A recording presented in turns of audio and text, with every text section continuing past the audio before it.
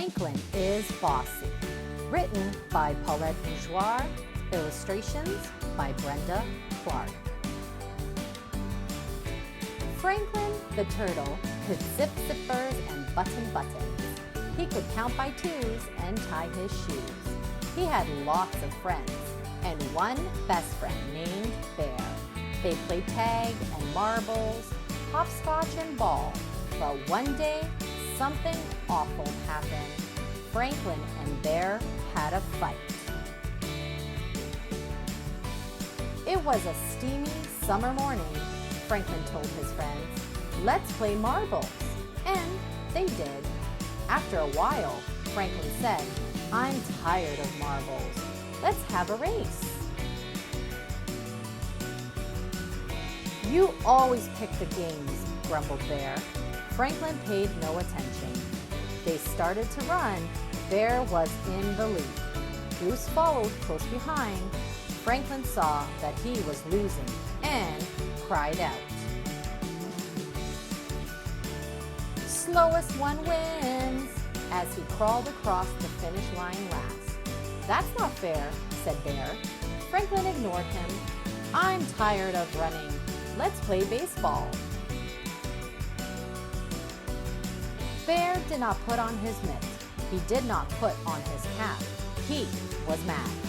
"It's too hot. I don't want to play," said Bear. "Me neither," said Beaver. "It's not too hot," said Franklin. "Is too," said Bear.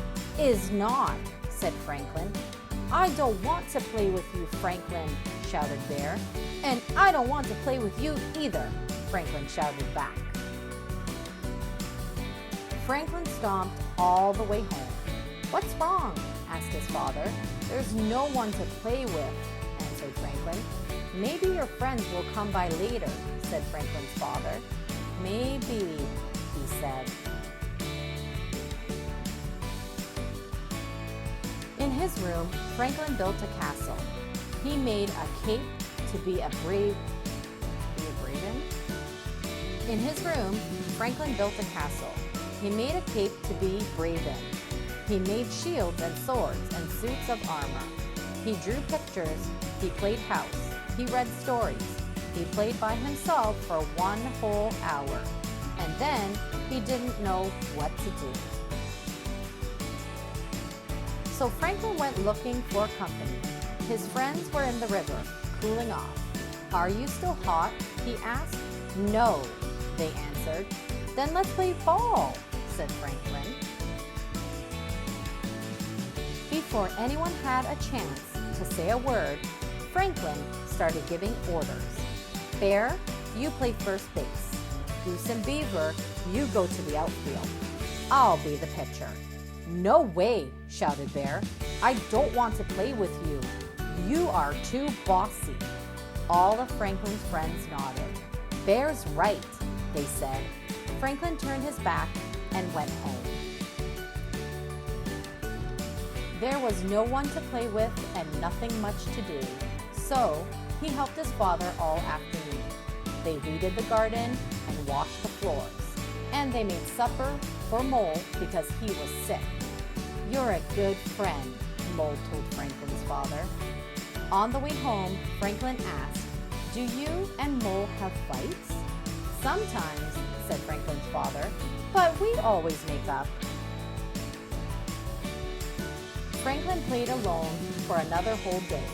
He missed Bear and all his friends, and he had lots of time to think. He would go to Bear and apologize. Franklin and Bear met on the bridge. "I was going to your house," said Franklin. "And I was going to your house," said Bear. "I'm sorry," said Franklin. "It was all my fault." "No, it was my fault," said Bear. "Mine," said Franklin. "No, mine," said Bear. "Stop!" shouted Beaver, who was listening under the bridge. "This is silly." Beaver slapped her tail so hard that Franklin and Bear jumped. They started to giggle. "Friends?" asked Franklin. "Friends," said Bear. Beaver wanted to play baseball.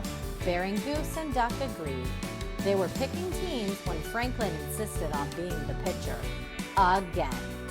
All together his friends shouted, "No fair, Franklin."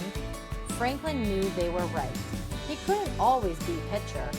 It was his turn to play in the outfield. And it wasn't so bad, for although Franklin didn't catch a single ball, he did catch lots of flies. The end.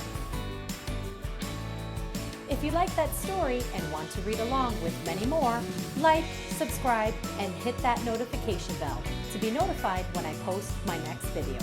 Bye, reading worms, and remember, keep on worming!